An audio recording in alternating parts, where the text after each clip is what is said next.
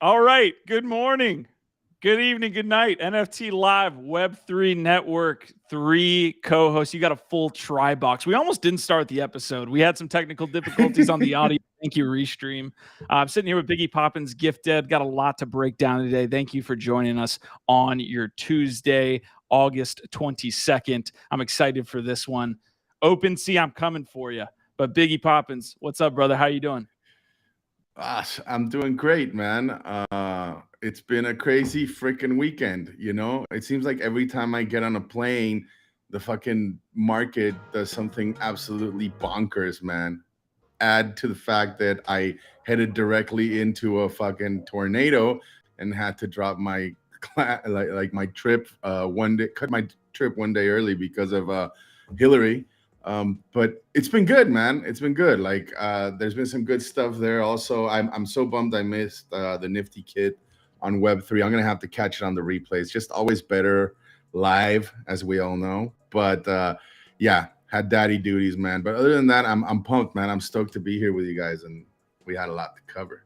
Of course, good to have you here today. I also have Gifted, who was the host of that NiftyKit spaces there over on X. I feel like we are getting a lot better at the vernacular. But Gif, we had Dan from NiftyKit. We had Jessica Otrosky up there who really did a great job shooting an awesome quantum variant feature, who's another community member there. But how was your spaces there with NiftyKit this morning, brother? Honestly, overall, it was awesome. We had an amazing show talking to, again, you said CEO, Mr. Dan Carr of NiftyKit joined us to talk about NiftyKit 8.1, the newest updates to their awesome creator toolkit. We love what NiftyKit does because they're truly empowering artists with amazing, super powerful tools. I didn't understand even like this new art generator and things that they're doing. They're making it so cheap for artists to do things that used to cost you just a year or two ago. It would cost you thousands and thousands and thousands of dollars worth of dev time, dev hours to try and do things like develop your own custom pipeline, things like that. And now literally for a couple dollars, you can have a custom generative art pipeline. I don't know what just happened there, but hey, my computer just completely shut the bed there. So yikes. I was trying to show off the NiftyKit platform there. Yeah, well, we're expecting to have more convos with them soon, and very excited for them. Again, shout out NiftyKit and Dan Carr and Dong Lee and Jessica Otrosky and Joseph Girard and Jeff Jag and all the people that are kind of part of that ecosystem. They're doing great work, and yeah, we appreciate it. This was a tweet from NiftyKit, so we're just kind of highlighting them, of course, again, because they sat on the spaces this morning on GM Web3 Morning Show, finally introducing NiftyKit version 8.1. So we got the official announcement there. Generative collections, soulbound tokens, NiftyKit Pro, gas-free minting for customers, no crypto wallets needed. Read more below. So I'll link that in the chat. It'll be in the description afterwards if y'all want to check out NiftyKit. Some other conversations that came up as we were live there on spaces. Again, OpenSea was a big one there. This Sam Spratt piece, this collection is making its waves. Yeah, monument game across the NFT community here.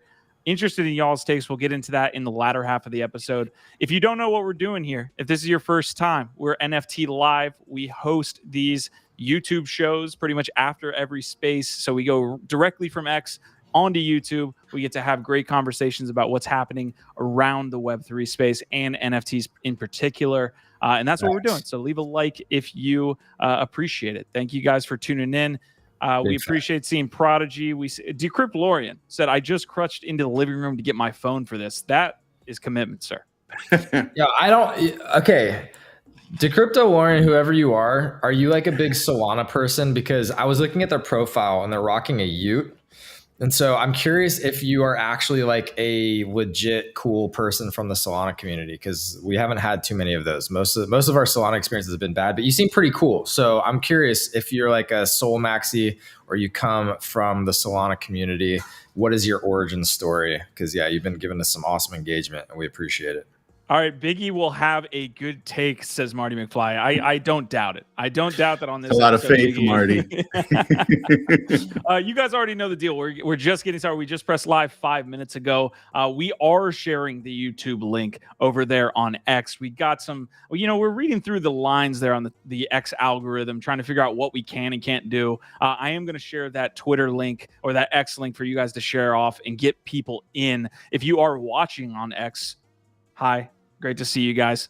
We, again, do this every day. If you're watching on Twitch, we appreciate y'all too. So just letting people get in here. I'll get some polls going as well. Shout out to Prodigy, who's going to step up. He already stepped up and did the ApeCoin giveaway while we were live yesterday. And he's going to step up and start doing some polls for us as well. Hopefully we can get him into that role. All right. What we're starting with today, I've got a poem in a sense, something that will evoke great memories. This is a short haiku. If You're coming in the way we went out on GM3. It's early April 2022. You're in Miami with your crypto friends. Rufus is playing at Joai.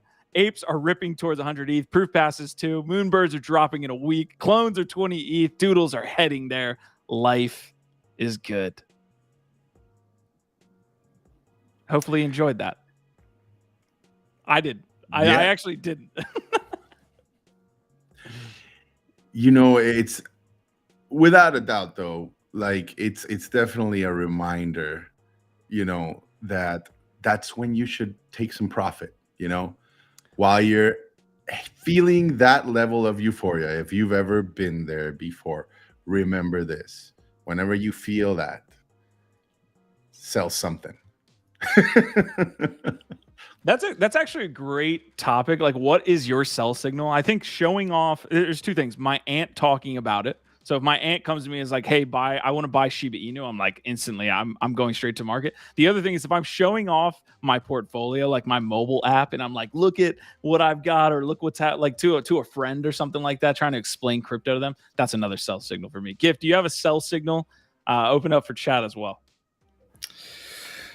Yeah, I think my sell signal at this point is going to be Gwyneth Paltrow buying one of whatever you're buying, quote unquote buying. Jimmy Fallon and Gwyneth Paltrow. That combination specifically is the sell signal, and also Steve Aoki getting involved or buying. If Steve Aoki is into your collection, it's probably also a good sell signal.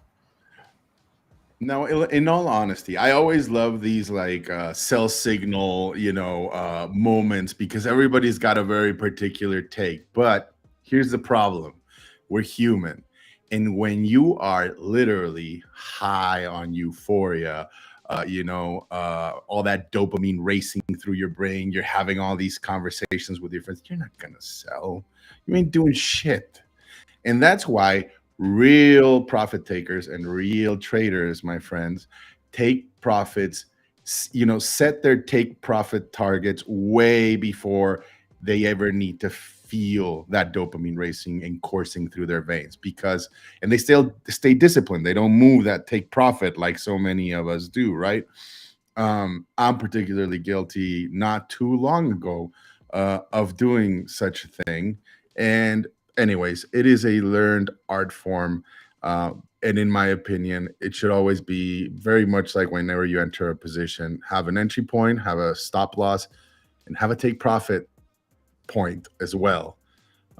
So yeah, this tweet definitely just burned a little extra for me. I saw it. I was like, yeah. It'll be great to start talking about, yeah, exactly. It'll be great to start talking about stop losses again, like being able to get into something and have it, kind of, or let's say a take profit. I should probably say that's probably the right term. Stop losses can be set, and it probably do hit in a bear market. But GIF, any last takes here? We're gonna move into the episode here. We got some breaking pieces as well. I love that we're finally getting stories as we go live, because that really happens. Well, I don't know if you wanted to actually pull up Monument Game on Nifty Gateway and look at it real quick. But I mean, congrats to Sam Spratt It seems like this is getting a lot of really positive feedback. Even young Marty over here in the comments was gushing. And if you know Marty, he's the only thing he usually gushes is vitriol and FUD. So to get some positive sentiment, huge moment. No, honestly, I'm freaking out about it. It makes me feel way more bullish about it. The fact that Marty actually thinks it might have something cool happening. And yeah, over 120 ETH offer on the 1 of 1. All of the editions sold out, and just a lot of positive feedback on this interesting, mysterious game that is happening right now on Nifty Gateway. So congrats to Sam Spratt on the Monument game. This is extremely high quality. I mean, you're zooming in pretty far here, and you can see it all the way into the background. Really high quality stuff. The gamification is what I'm interested in, right? Like there's the mask aspect of this too, that's like making its rounds on X and all of that. But like, what is the actual gamification details here with being able to write what you see or something? Like holders can write what they see and observe. What's that piece? Do you have that information, Biggie or GIF? Yeah, I mean, we want to get into this now because, like, I think we're just going to go down the rabbit hole. I'm just saying if we want to cover some other stuff because, yeah, I got some thoughts on this, and there's a lot of interesting stuff going on. So tell me. Let's touch high level, like any high level thoughts, and then we can get deep into that topic there because, yeah, you're right. We'll find ourselves down there quickly. The gamification aspect of it, or at least like one of the interviews that I saw with Sam Spratt talking about is like, so this is a ginormous canvas, right? Like I think like if you were to print it out, it's one of those like museum sized pieces. It's the size of a wall, right? And I don't know if you've been to any of these big museums, you know, or over in Europe or even here in the States, like where they have like these huge pieces. Like they're usually meant to be sat in front of, you know, you need a bench and you just take your time, right? Like I think that's one of the things that when you go to a museum, right? Like I get it. Like you're not gonna see every single piece, right? And you go to the ones that speak to you. And depending on your time, you know, you have a lot of time to be spent in the whole museum. You can't cover it all, right? But when you find a piece that you really love, you usually stop and you try to take it all in and digest it, every little corner of it, right? And really observe it, right? And I think that's what Sam Spratt is trying to achieve with this piece, right? He's trying very much like Mitchell last week with Boys of Summer. What they're trying to do is get you to be an active participant in this art piece, right? You're not just a spectator. You're not just glancing at it like we do so many other pieces and then just keep on walking, right? You're really taking the time to analyze it, right? And pick the spots that speak out to you and kind of derive your own interpretation of that piece or how it hits you, right? So I think that's his intention with the gamification of this particular piece. And, you know, going back to Mitchell's argument with Boys of Summer, which was the same, right? It's like, how often do you actually stop, you know, in front of a piece, a beautiful piece and spend time with it, right? Like most of us, you know, how many times have you spent 10 minutes in front of a piece, really looking at it and enjoying it? Very few people do that, right? Or as often as maybe they should or would like to.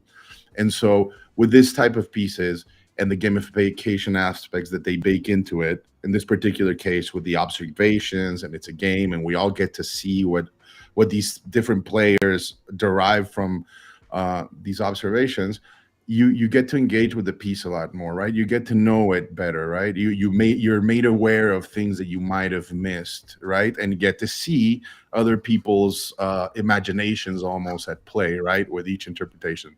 So we'll get into it a little more, but that's the high level macro gamification of it. In my opinion, that's like the best type of art is the type of art that makes you think. You do not take it in passively, you know? Even the ones that are like Zen paintings, right?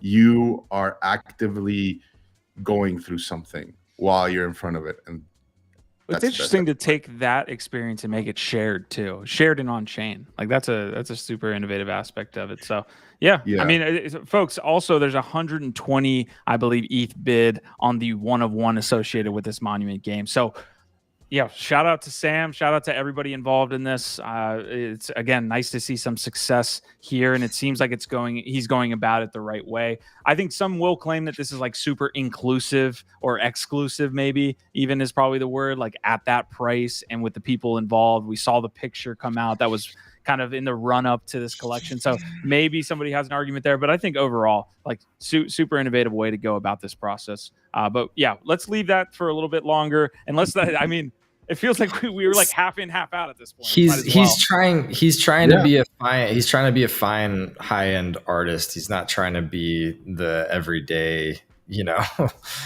like collectible. Well, he's world building, right? Like that's one of the things, and it's like from the background that he comes on, very much like Ben Mauro, like he's worked on everything.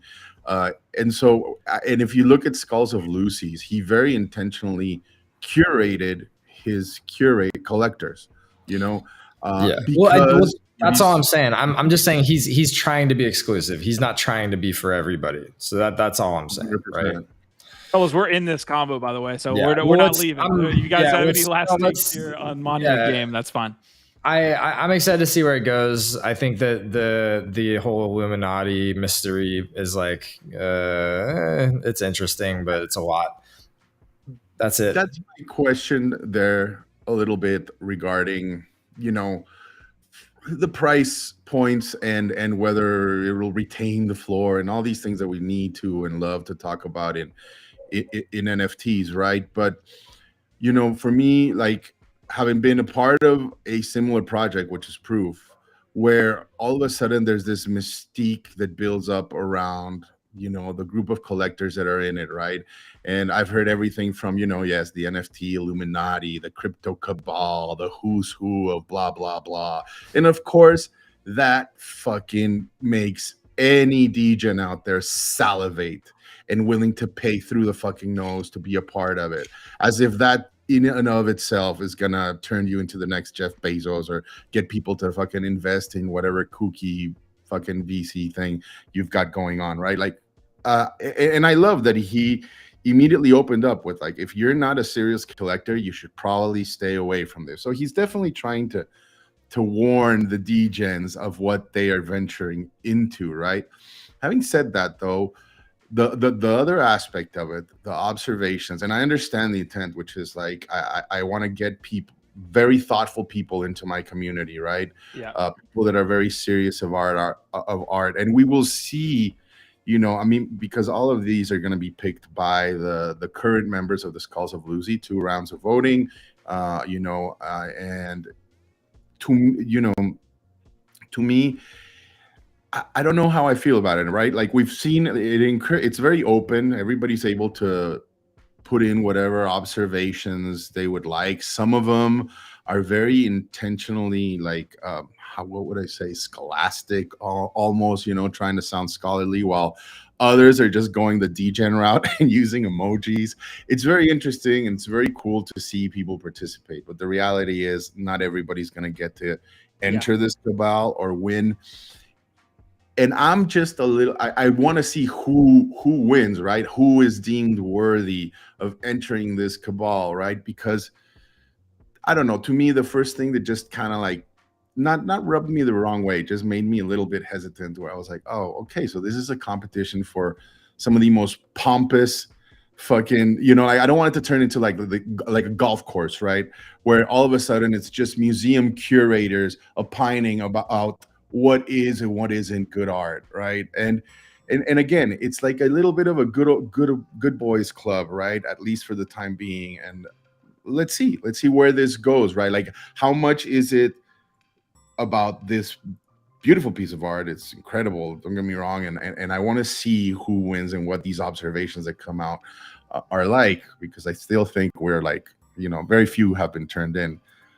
But then you have the secondary trading aspect of it, which we'll see, a different participatory intent in this artwork, whether it's speculation or wanting to get into this group of people, right? So to me, it's set up a really powerful question regarding belonging to a particular group, enjoying a certain particular type of art, and then the speculation asset about what it's going to be worth. It's Yeah, It's so cool. secondary collection will go live on the 24th. So this trading will be made available again. I think it was 3.3 ETH was the mint price. So we'll see if that holds or obviously goes up or down here in this market. But yeah, another good drop here. I think overall the sentiment from us three has been positive. But Biggie is in his bag, as Prodigy is saying. Marty saying Betty says it should have been a free mint and it's not inclusive. Again, there's the argument. Marty's also saying, because I believe Marty's involved in this as well. He did end up picking one. Another aspect of this that was super interesting to round this out is that the unique ownership on this is extremely high. And I think the team actually took some steps to make sure that this was not going to be botted or anything like that. But 256 editions, there's 237 unique holders. So that's another really cool aspect of this, and it ensures that there's some organic level of participation there. So we do have to move on. Biggie or Gift, last takes, make them quick. I was just gonna say, if you made it inclusive and allowed every DJ to opine on it, can you imagine having to sift through all that shit? No, man, you gotta have some skin in the game. So hence the high price point and the limited supply. Gift, any last takes? Nah, man. Apparently, I said the obvious shit already, so we good. What's obvious? I don't know. Ask Marty. Let's keep it rolling. I'm just ready to keep it rolling, bro. Already under his skin, Marty. Keep it going. I love to see it early on in the episode. Apparently, CNBC is under our skin. NFT owners are the least valuable of any social network. This can't be true. This cannot be true. I saw, shout out to No Futuristic, a member of the Gotchi gang, but also a close community member here in the Web3 network. I don't know if this is true, but he's got this on his website.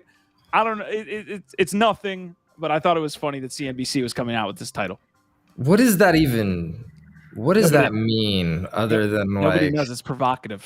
Look, if it's true, I hope somebody clips that shit, because we're gonna need and make good use of it down the line when CNBC comes out with their own NFT fucking collection, right? All right. Receipts on that one. Real quick, I do have some other shared pieces here just to get through right in front of the episode. We are going to make it to OpenSea. We're going to touch on Gift's foray into Friend Tech. Friend Tech's still going to be around, folks. As much as y'all don't want that to be the case, it's going to probably continue its momentum. It's doing some good things for BAYC here as well. But NFT stats here, changes in floor price past 60 days, large cap index, lots of red, but Milady's is up 31% and Punks is holding at 5% up. You can see Azuki absolutely nuked 80% down, to Gods 62% down, Captains 55% down. We were looking good in June, man. Talk about April 2022. Let's talk about June 2023. Other side, Codas is down 40. BAYCs, like pretty much the whole set, is down. Clonex, Moonbirds, Doodles, Pudgies are down 22%. It looks like in the last 60 days. So we thought maybe Pudgies were bucking the trend, but they're not. They're not outside of that. And World of Women only down 19% there. So, yeah, it's a tough chart to look at. Anything stand out for you guys on this list here?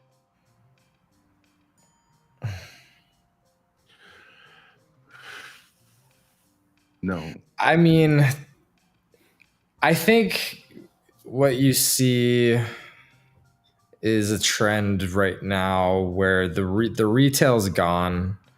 And it's just whale games. Like even the Sam Spratt thing, the Milady's thing, the things that are doing well right now, it's all whale games, man. There's no liquidity in the market. There's no fucking retail trading happening. The only things that are doing well are just these cabals. Like I'm using that term like kind of loosely, right, as fun, but it is like these exclusive alpha groups of whales and like high end deal. And Marty's saying Snowfro traded a Punk and unminted Squiggles to get a skull, and CSP saying it's a select group. It's like, yeah, it's a similar thing that I think is going on with Milady's, right? It's like whale liquidity. The whale degens, they're all in certain group chats choosing, where they're going to go together right now. That's what I think it is. And that's why it's like, this is, unless you're in those groups or you are in that exclusive club already, I feel like it's hard to win. Yeah. I actually disagree with Marty's take here, where he's saying it's just clear that the cream has risen to the top. It's basically the cream that has been chosen by those with money. Yeah. Like that's the situation. I'm sorry to say it. Like they're quality. Don't get me wrong, but there's other quality that just isn't in that ring that is being talked about or being shilled and all these things and collected. Biggie, I want your take. It's in vitro. Yeah, I like that. This is also the mid caps as well. So we see Fluff World is actually up 20%. Yeah. It looks like Invisible Friends down 61%. Renga's down 53%. Oni Force down 52%. Here, there's a couple others in here that we can. I mean, Sappy Seals is in there, but it looks like Fluff World and Quirkies are the only mid caps that are in the green in the last 60 days that that at least Stats has been tracking on this chart. So, Biggie, any takes on the mid cap, high cap, all that stuff? No, man. I mean, I think right again, I don't like. I think it's the natural progression that reflects the reality of our current macro environment, right? Like, you know, I don't particularly like to track these things, especially when it's clearly a bear market, because I kind of know the trend, right? The only time I like to look at charts, Q, is in bull markets because I get euphoric and it bring me joy, right? Again, at the moment, I'd just rather not look, right? Why do that to myself? That doesn't mean like I think that that's the trend forever. It's temporary, like we always said here in this channel. And so, yeah, for right now, with what's going on in the space and in the macro environment, that's what you're going to get. Good take. Just to refute or at least kind of argue here with Marty. Marty's in his bag early in this one. I think the space is so small that Machi Big Brother, one dude, can move the market. And when you have a small environment like that, it can be monopolized by people that form groups and that have a ton of money. Like it's just that simple. It's not like a free market. I mean, technically, yes, free market, but you understand what I mean. When the liquidity is so low, the people that are tastemakers can make that taste. It's that simple. Yeah, and like Miladies is a great example of that. I think you could look at that and say like, okay, it's interesting. Like, you know, you can go enjoy it and like be like, okay, it's kind of cool in this like meme, you know, internet culture, art, digital art way. But to say that somehow Miladies art or, you know, the craft that went into creating those PFPs is somehow so much more interesting or valuable than a lot of other projects out there. No, sorry. It's like, again, people, to your point, Q, the tastemakers with the money that have the liquidity right now that are in those groups decided this is the project that we want to back, regardless of whether or not we think that this artist or the art behind Miladies is like the greatest fucking art. That's not what it's about, right? And you're seeing the same thing play out probably with Friend Tech. Like, honestly, we'll move into that discussion here in a second. Like, the community is so small in number and volume that people that are forming these groups and like, honestly, like, we rub shoulders with a good amount of these people. Like, I'm not necessarily in that Illuminati group, but I'm talking with individuals that are. And so, like, this group can influence with that low amount of liquidity in that low amount of people that are in here. It's just that simple, man. I think we're kind of over analyzing it a little bit, and you need to maybe go with the Occam's razor piece here. So, all right. Any other takes that you guys see? A lot of comments coming through. Cianok is saying lemons are up. I need to look at lemons. Little lemon friends. Yo, don't get me in my bag. Don't let me pull out my bag of lemons again. Yo, are we taking lemon shots today? Are we taking lemon shots? Please keep that in the bag. It's down 20% on the day. What are we talking about, sir? I guess it's down from when it was dead. Or it's up from when it was dead. That's fair. Not. You got me excited. I was getting ready to bust out the lemon juice, man. Why you got to do me like that?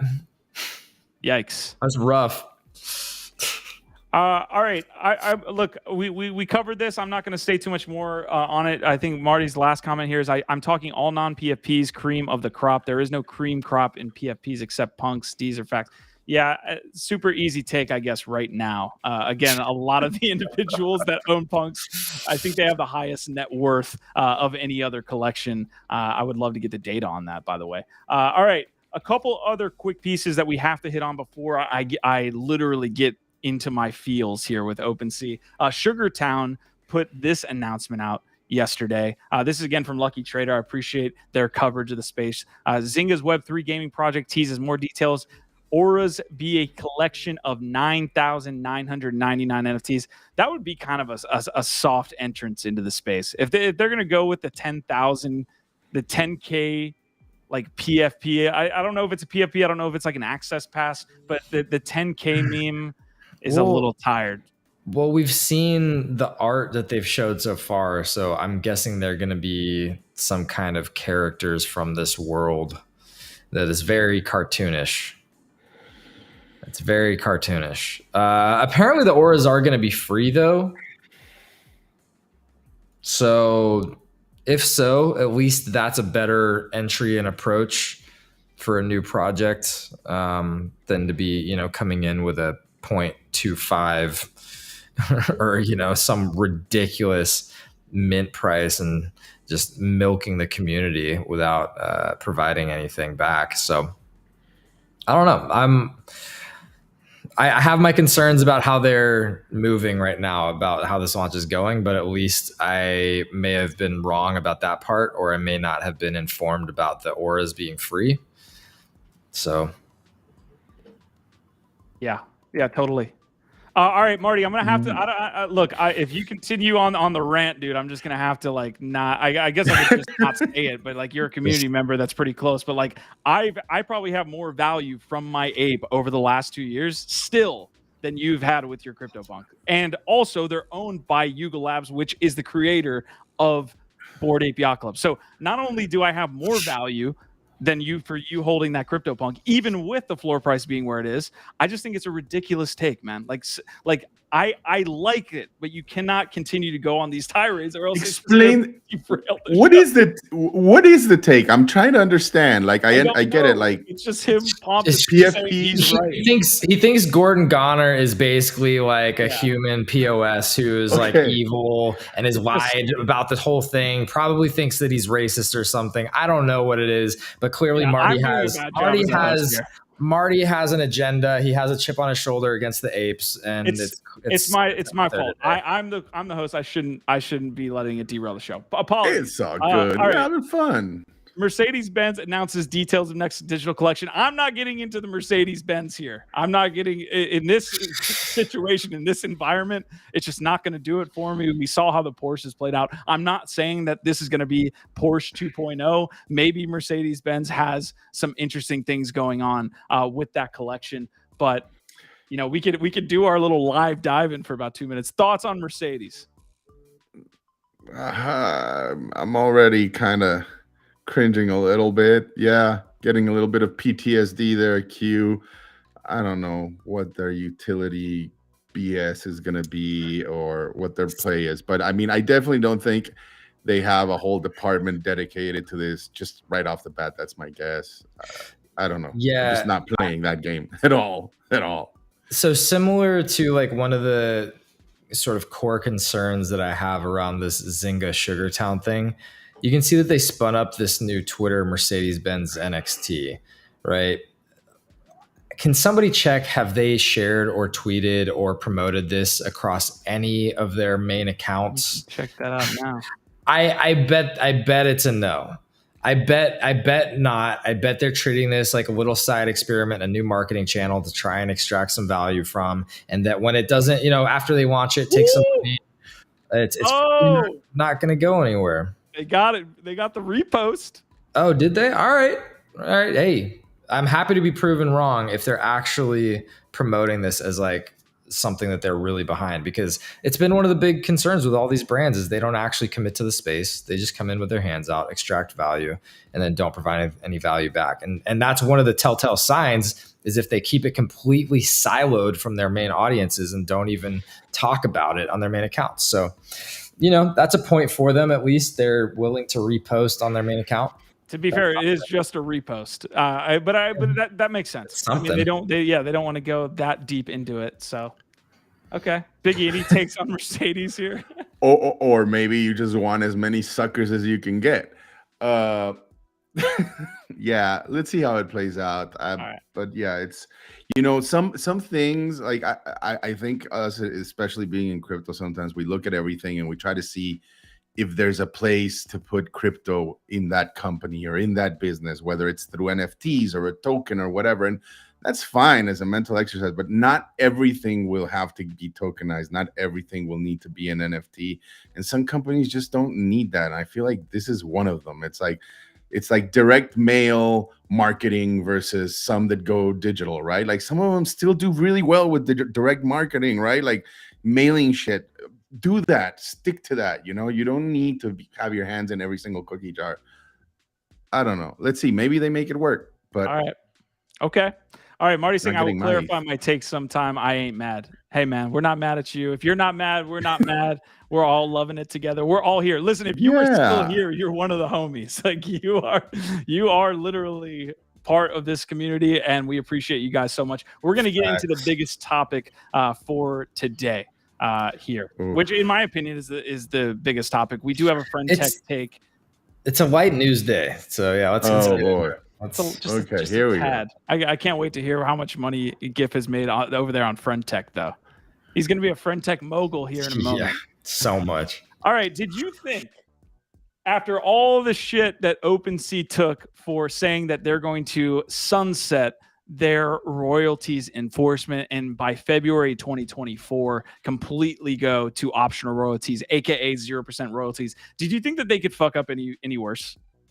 Like already the community is saying, okay, where do we go so that we don't have to be associated with this platform that has espoused themselves as the creator first, as the marketplace for the people, and yet at every turn has done the exact opposite. Did you think that they could mess up any further? Well, they can. OpenSea Pro, with the upcoming changes to creator fees, we will add a 0.5% platform fee to all OpenSea listings and offers created on OpenSea Pro starting August 31st. This change is necessary to prevent inorganic volume and keep our data as accurate as possible.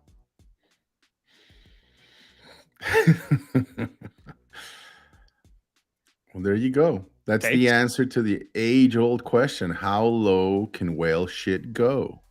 The answer, Q, is very, very, very low, like Titanic low. It's horrible, man. It's sad to see, but I think this will hopefully inspire some new contenders to rise up and find some new. Who is that? Are you there? Who is the contender? Because that's like part of this discussion that I want to have. Like I've been using Blur personally. I know Blur has their own issues, but what is that competitor? I feel that it's going to be some type of hybrid between like like an indie shop type of situation, but it's going to be like an independent, like curated markets. Indie curated markets that also launch their own projects and build their own communities, right? I can see things like NiftyKit, like Manifold, like so many other platforms, whether they are on the curation side, like Proof, coming up with like they're building community first, then adding like the layer, like enabling, artists and collectors to discover new people, to put their work out there. And eventually, I feel very much like Art Blocks does, they will have a core group of people, more than 10,000 or 1,000 true fans, like Kevin Kelly says, that will on purpose use that platform and get rewarded in some shape or form for doing so, right? That's, I think, where the space is going to end up going. But for the time being, like for general purposes, I mean, I don't know. I guess like Blur and and OpenSea are going to be like the Walmarts of fucking NFTs, right? Like Costco's, just like buy in bulk and, you know, don't pay fees and do whatever. Fine. The Blur We'll point see is what- well taken. The Blur point is Blur is not doing that well either. They have issues with whether the token is going to be dropped at any point. When is season 2 ending? What the token will be worth? Blur's hurting too. Yeah, their total value locks was down a lot from their highs. I think they're under 100 mil, or they were on the token. They were around like 90 mil, and I don't know. I mean, one competitor is obviously going to be the Manifolds and NiftyKits, and you know, those sort of like, I think, Biggie, what'd you call it? The like indie shops, like people being able to sort of develop their own shops using existing tools. But really, what we need is a bigger movement and a union between artists and creators and projects who care about this stuff. You know, there's a lot of talk about Rarible being, you know, maybe a better option. Obviously, you know, their UI has been a struggle and they've had their issues, but they were, you know, on the right side of a lot of this for a long time.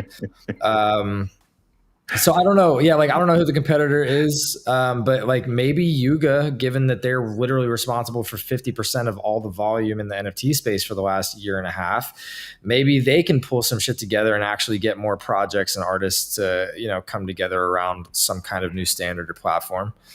I don't know. The Yuga point is interesting because as they turn into a gaming company, or as they move that way, like gaming marketplaces, the narrative is already there, or that thought process and that ecosystem exists in every game. Steam has their own marketplaces, League has their own marketplaces, Rocket League has their own market, Epic Games. Like, I don't know what that means for non-games, right? Like, I guess the conversation comes back to PFPs again, because art has their own marketplaces, you know. Well, No, I think just like, just like there's a certain value derived, right? Like from selling your pieces at Sotheby's or Christie's, or being a showcasing artist, like with proof. Like, I think like eventually with fine art, like where you sell your piece will determine many things, not just like how much you're able to sell your piece for, but, you know, if you're an artist and you're concerned like who your collectors are going to be, if you're the collector and you want to make sure that whoever's taking custody of your asset isn't going to bastardize it or do some, you know, there's certain places where you will want to go, right? And you know, whether it is because that's where the collectors congregate, or because that's where like the best and the greatest artists like display their pieces, right? And like Quantum says, I think you shouldn't block, you know, other marketplaces. I think that's going to come willfully from the artist as much as the collector down the line, right? Like, just like we're seeing right now, a lot of artists have certain preferences towards, whether it's like because of the contract tech or because of the curational board of the people that are determining who gets on certain platforms. Like, again, I think from a collector point of view, you will also be a willful participant in what you want to promote, and also like you know, contribute to, right? Like I feel much better like selling certain like my art pieces to a crowd that I know appreciates it and will value it the way that I do whenever it comes time for me to sell something, right? Versus just putting it out in OpenSea and letting whoever, or maybe some other flipper person that just wants to speculate and lock it away. I don't know. It's going to come down to personal choice, but it is going to be your choice, 100%. GIF. I don't know. The only other thing that has come to mind is like, where does Magic Eden fit into all this too, right? We haven't really talked a lot about them, but I know that they were expanding to be, you know, multi-chain or support other blockchains. Maybe there's opportunities here for them, you know, if they can move strategically and quickly.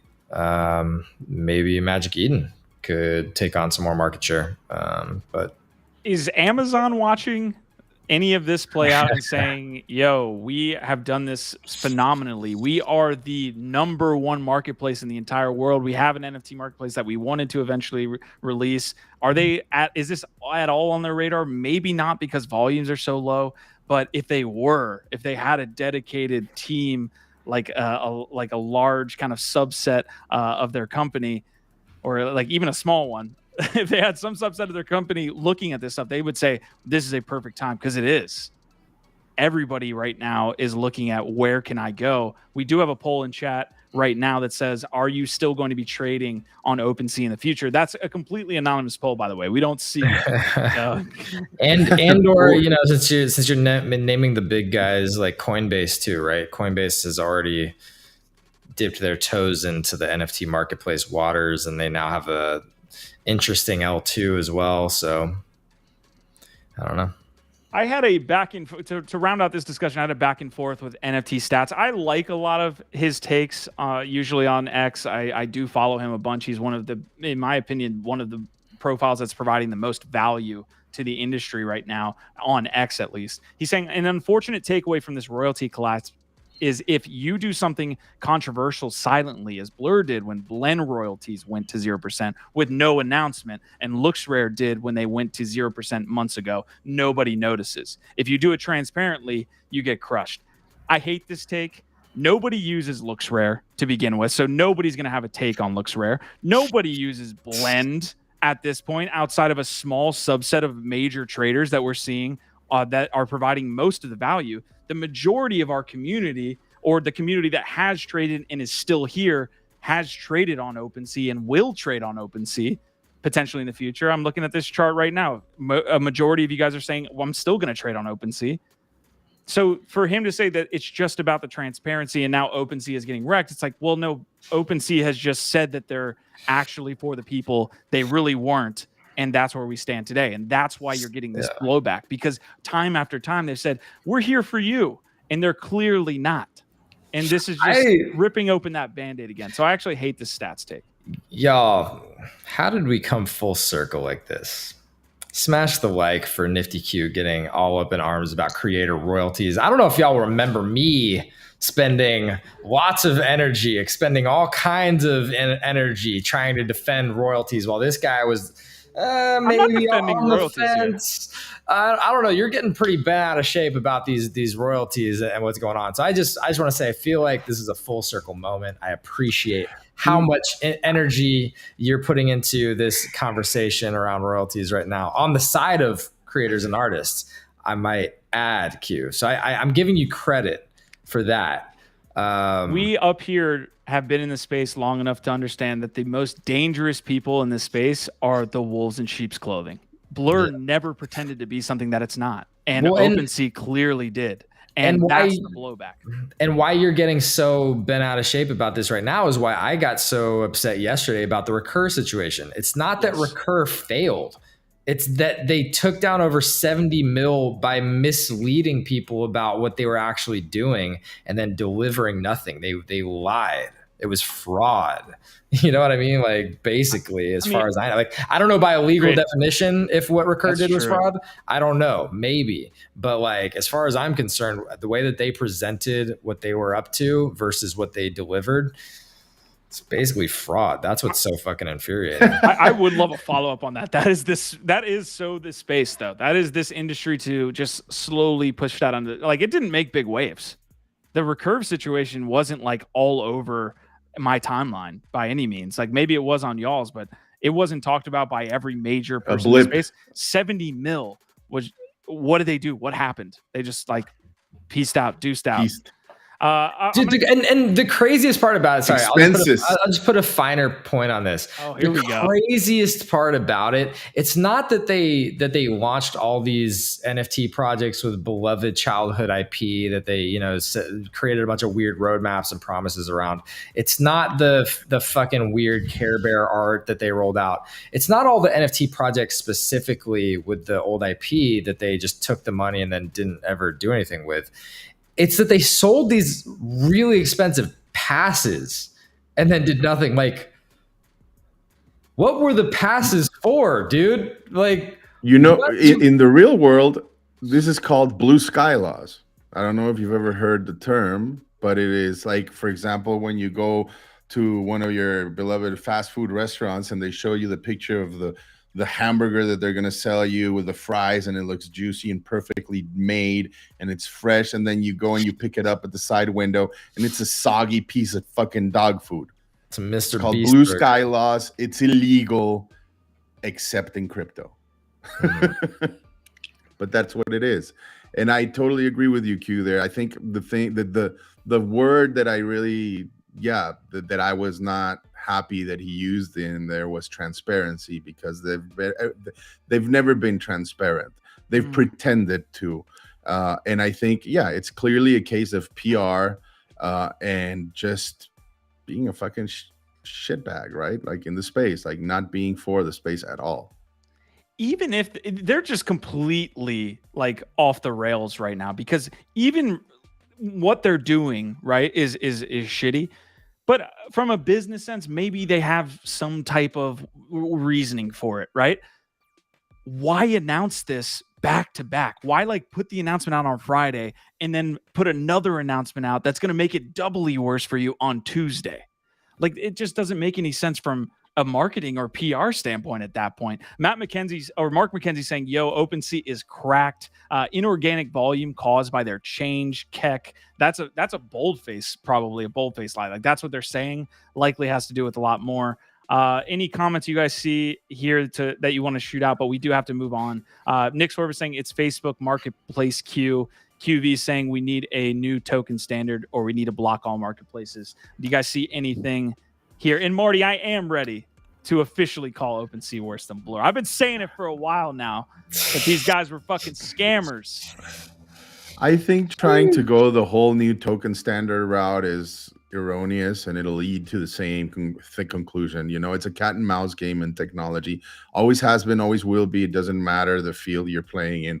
You know, you will end up in the same place where you started. And new marketplaces, well, there's a limit to that as well. I really, as the more we go along, is like one, new business models, and two, I really do think it's just going to be up to the person's choice. You know, it's got to be of your own volition. And you know, there will always be crappy citizens in the Agora. It's not just going to be utopia. So, c'est la vie. Good. Gif, you see anything?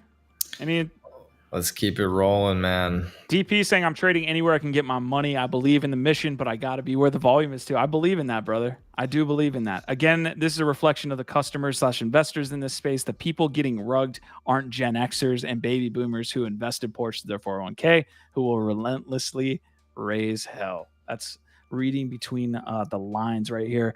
Quick update from Lucky Trader before we get into Friend Tech. DeGod Season 3 will get 2 new art updates expected to be completed by the end of the week.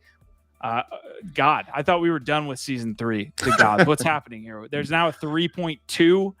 We will be releasing 2 art updates.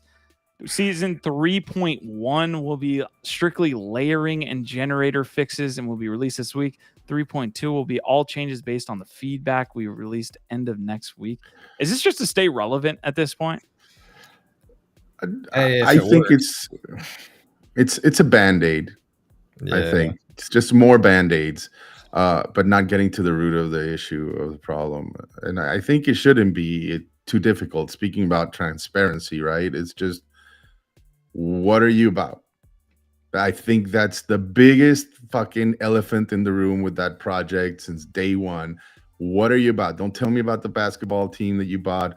Don't use the Soho house for fucking Web3 and you get to travel and call people. Just tell me what it's about. What are you aiming for and where are we going? And things will change. If people like it, and the people that don't will, you know, find a new home somewhere else. But you need to rip off the Band-Aid and treat the root of the problem. Yeah, love that. I agree with that take. I think what they're doing here, Q, that you're talking about, is they had promised that they would be like taking community feedback to like make some additional tweaks. And so I think that's what that is. But I agree wholeheartedly with what Biggie just said. I was saying initially, after the Season 3 debacle and Frank's initial takes, that my concern, even though I do believe that he's learning as he goes, he's really young, and I think he's going to be an incredible founder and he'll figure it out. I kind of lost a little bit of trust in his vision because he's not showing that conviction. He's waffling and caring too much about letting the community sort of like guide the project. And like, yes, you want the community to be involved in the right ways. You want it to be engaging, but if you don't have conviction in a vision, if you can't communicate that vision and be like behind that and like convince me that you know where you're going, like that's a problem to me. And I think that's exactly what Biggie's hitting on here too. And I've seen other people recently start to echo this concern, even people from their community, where they're like, I was in a space with him and, I was a little bit worried about how much he was saying, we're just going to listen to the community and then follow that. It's like, dude, at a certain point, you got to know what you're doing. Like, what's the vision? Where are you going? You got to tell people where you're going. You can't just rely on everybody else. Everybody has a different opinion. You know what I mean? Like, too many. Can we talk about two projects that have kind of gone through a similar like tumultuous moment and then defined themselves and their true north and immediately found purpose? Yuga, and I would say Proof. Say Doodles, add Doodles in there. Dude, Pudgy Penguins. That's true. Pudgy Penguins too. Hey, Pudgy Penguins. All of these projects, to your point, Biggie, came in with very strong leadership with a clear vision. So absolutely. But also, and eventually took a stand, yep. right? Yep. Like they staked their fucking flag in the ground and said, "This is what we're about. Love us or hate us. Like this is what we're gonna focus on." And the community's rallied behind you. So, Proof what you about, D-Gods? Proof more than anybody. He literally said that. Like, this is where we're headed. We are the community for artists and people that enjoy art. I think Poopy had a different way of saying it's like, Floor and get the fuck out. But their actions have shown that they're actually on the right path. Yeah. What's kind of upsetting about it to me is that I feel like I feel like they were onto something good with that initial season 3 launch, positioning DeGods as this luxury high-end brand and like cleaning it up and making it, super high-end luxury. And I felt that was in that. But what I think happened was they didn't have that clear conviction in the vision, and they kind of got to that maybe at the end. They'd waited too long, and they felt like, okay, we're going to roll this out and see how people feel. And if they don't like it, well, then we've got some other contingencies that we were working on, and maybe we'll just flop back to that. It's like, I think they should have taken more time with that vision, cleared it out, and gone way harder when they launched with additional details, more clarity. Why does this luxury brand, like this vision, make sense? But they just kind of like dipped their toes in, felt some cold water and said, oh, never mind, sorry, we're going to go back and do this other thing and we'll ask the community what to be now. And it's like, dudes, I think they were onto something. I actually was fucking with that idea of like, yo, we're going to clean this up, make it super high end, flat, luxury. And it's like, dude, at least that was like a clear vision to me that I saw them having. And then they almost immediately kind of like said, no, never mind, we don't know. Want? I'm still in the camp that they had all of that planned. Like, I still truly believe that. And I think this is a situation where it actually backfired. They were like, we're going to make all of this rubble about something about the community. And I really do think that this backfired on them. Okay, I will grant you that there's maybe a small potential chance, but I don't believe it myself. Yeah. If they literally planned this out, it was. I think they thought they were smarter than what they actually knew about the space. It was the worst miscalculation, other than the Azuki one, maybe. Like just horrible miscalculation. If they really thought that they could just like waffle around and fuck with people's emotions and like hype something up to break the internet and then be like, oh, never mind, we're gonna come up with something else. Like, I don't believe that they really. I don't know, man. Maybe this is the reverse Uno card.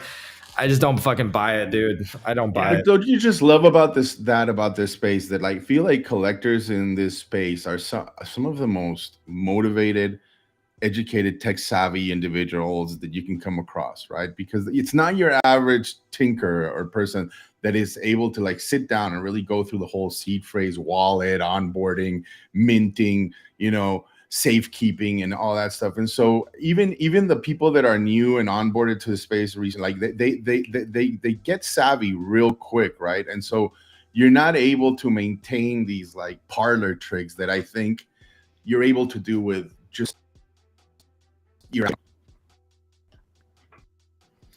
We lost Biggie. Oh no. Yeah. Hold on to your pants. That's the conspiracy right there. They heard him talking shit. They're like, we got to pull the plug here. He's about to unveil something crazy. Biggie, try to. Oh, you're here? Yeah, I'm here. I don't know what happened. All right, cool. You're back. Yeah. All right. Any last takes? Or we do have to move on to our last topic here, Friend Tech. Oof. You might have to rejoin. Honestly, it sounds like you're lagging a little bit. So Biggie, rejoin. It sounds like you're lagging. All right, while Biggie is there, Gif, you got some? Oh, we dude, smash like. It's way too late for this. It's way too late for this, but we can try.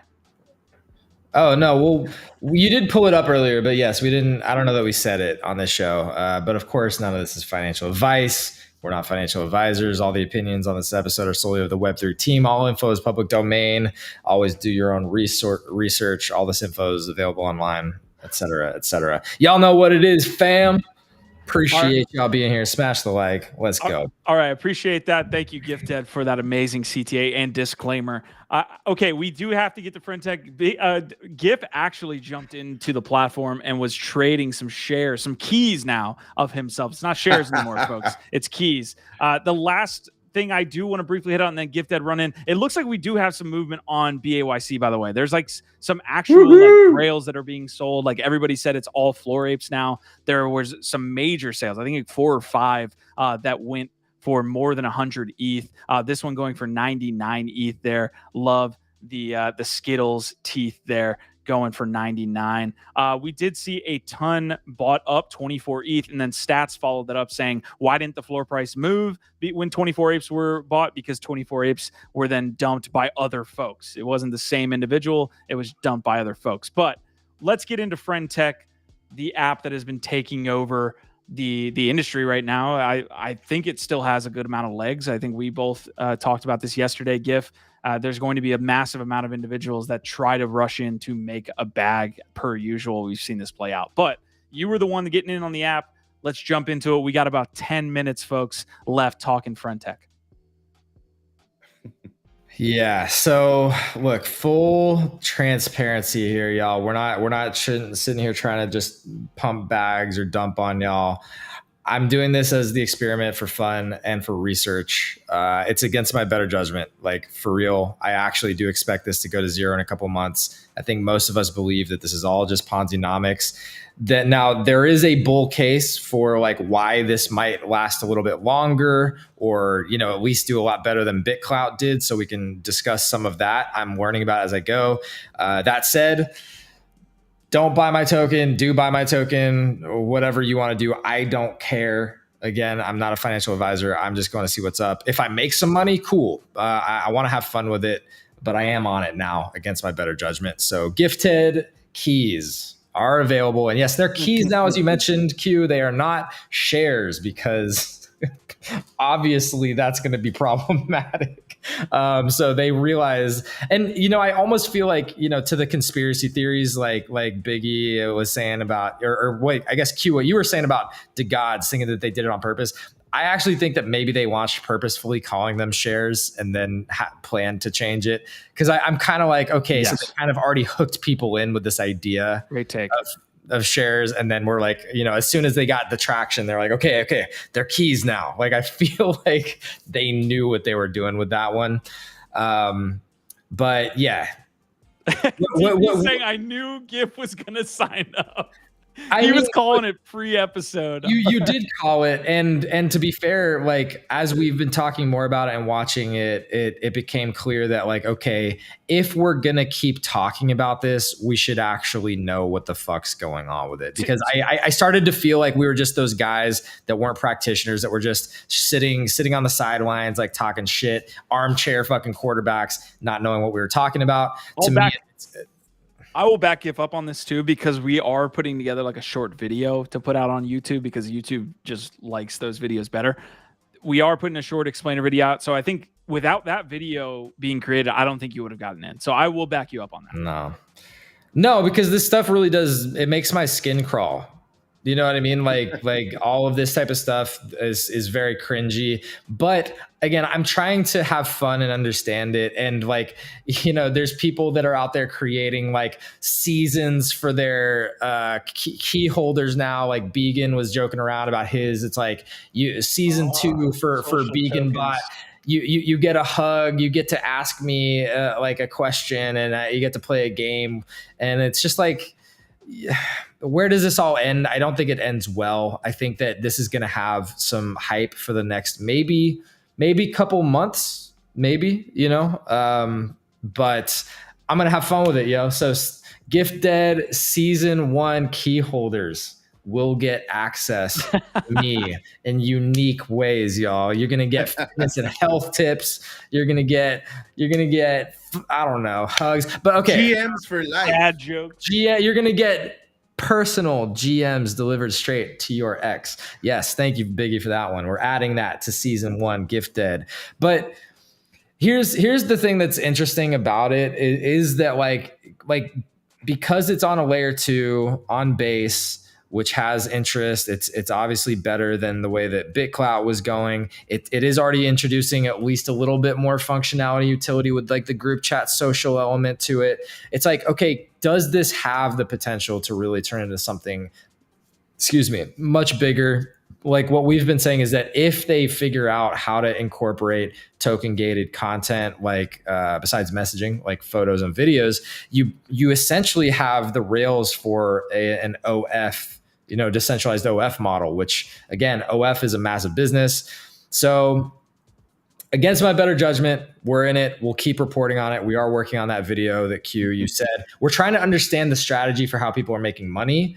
You had some interesting, you know, things that you found. It sounds like what a lot of people are doing right now, because there's not like a lot of good indexes or trackers or infrastructure around this.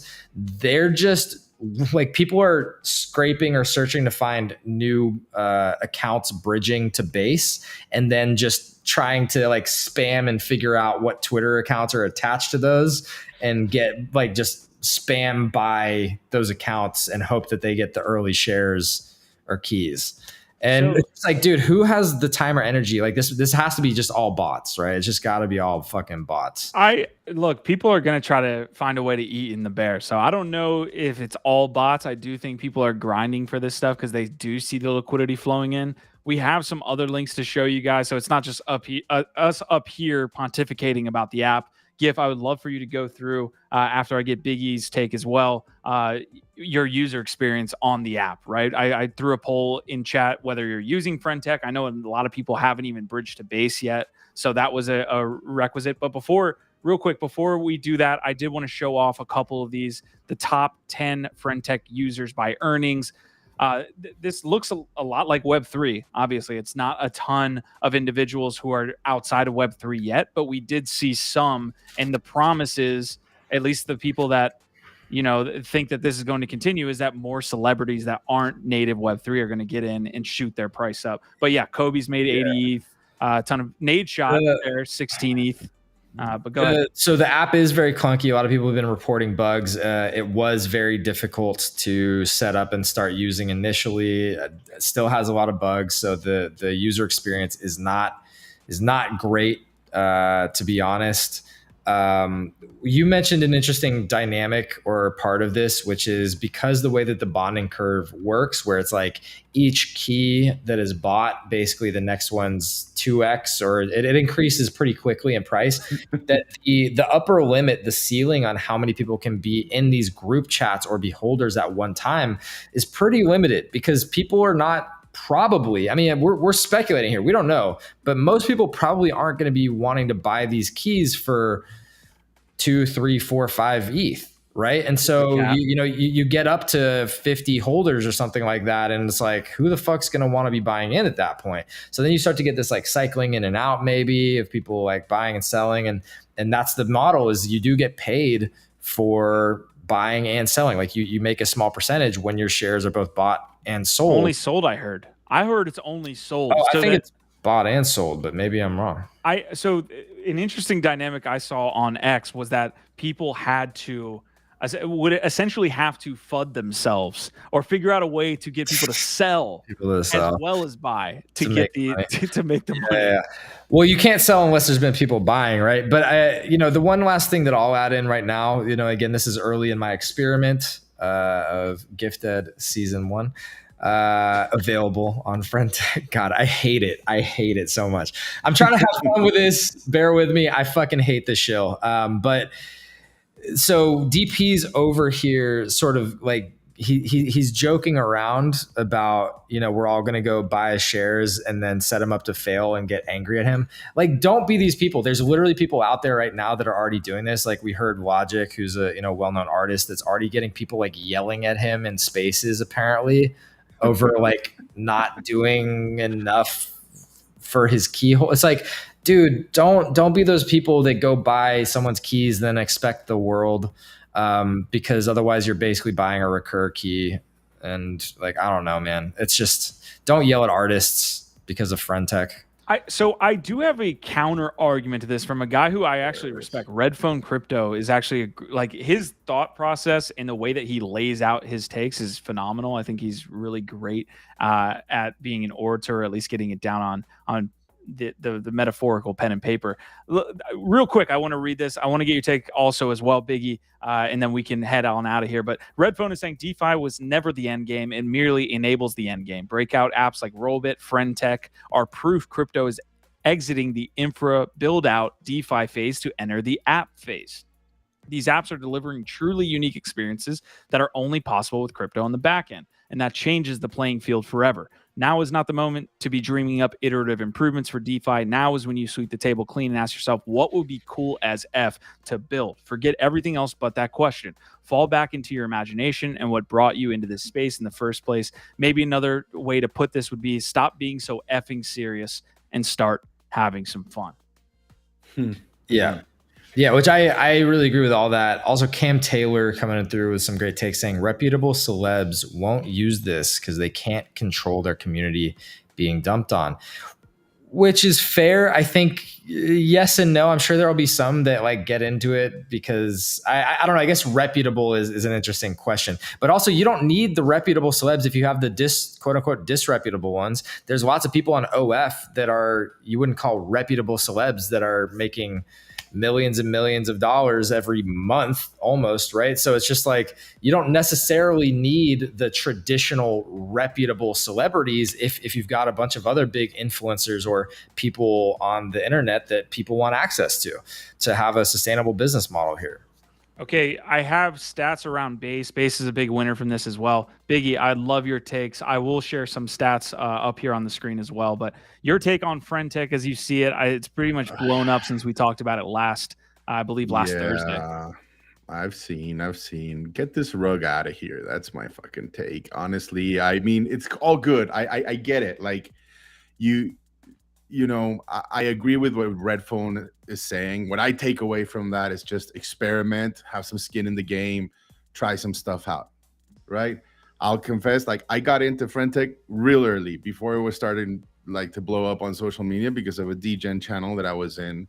And when I saw it, the first thing that came to mind was TryRoll and BitClout, right? That we had been part of, in previous cycles or not too long ago, right? And it's, the concept is very clear. It's speculation around social media via token gamification, right? And bonding curves.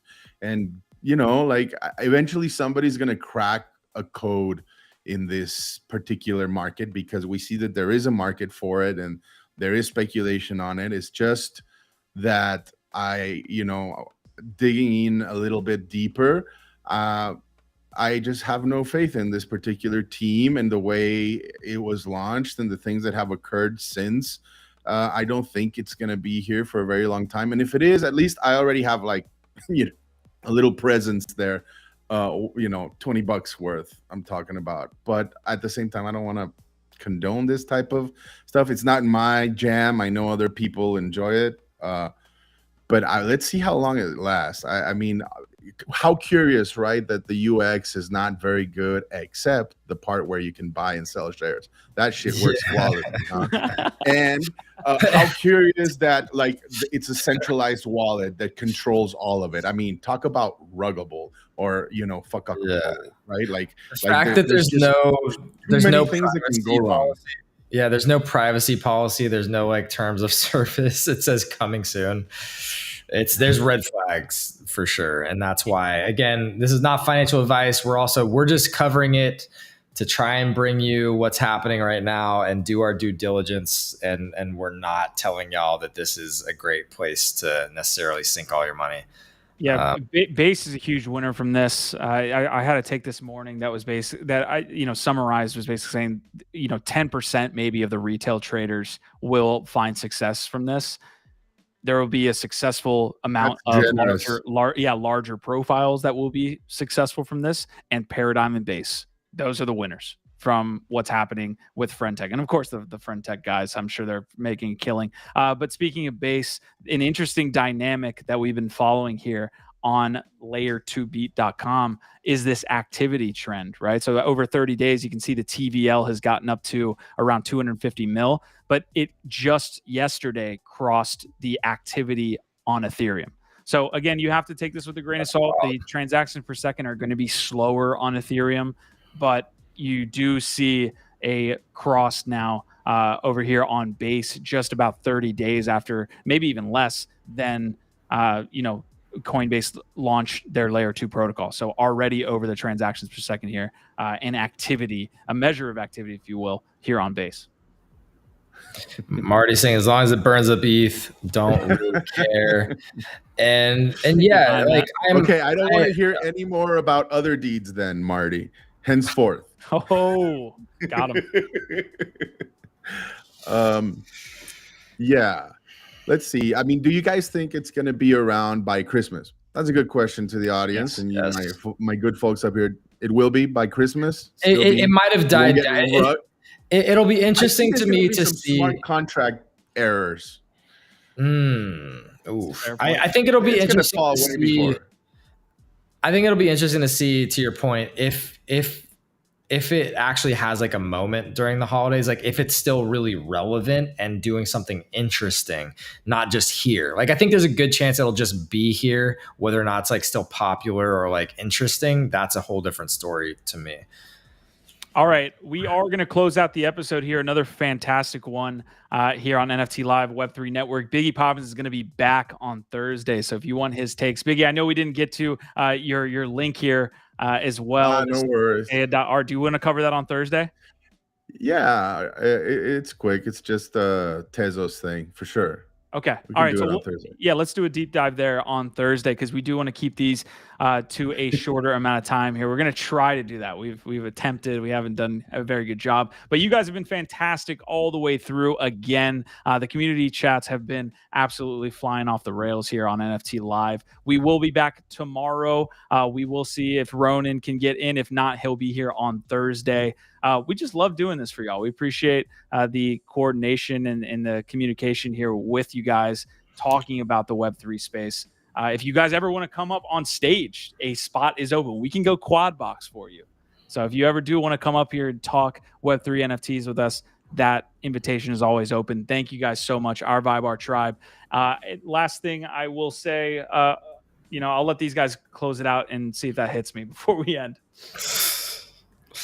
Love you, fam. See you on Thursday. OVOT. Hell yeah. Marty clapped back, by the way, saying that Other Deeds was pre-Shanghai, which I think he might have. Marty. He might have. You might have a point there. Getting really technical on me now. Damn. Oh, but now Quantum saying Other Deeds was post 1559 though. Yo. Oh, we got to shut down the episode. This chat is lit. Bro. This chat is lit. All right, I appreciate all y'all so much, Biggie. Always a pleasure, man. You're the goat. Nifty Q, you are the other goat, and all of y'all. This is a whole chat full of goats right now. So I am battling. I think I'm fighting a sinus infection. So I don't know. Hopefully we'll be back tomorrow. I'll keep you at post queue. But listen, if I got to host solo, we can get it done. We got a solo dolo tomorrow. All right, big news. Buy Gift Edge shares. He's hurt. Not financial advice. Yeah. He's hurting right now. Just sinus infection. If you buy the key, it somehow makes him feel better. We appreciate y'all. We'll be back tomorrow on the GM Web3 Morning Show. Hopefully, see you later.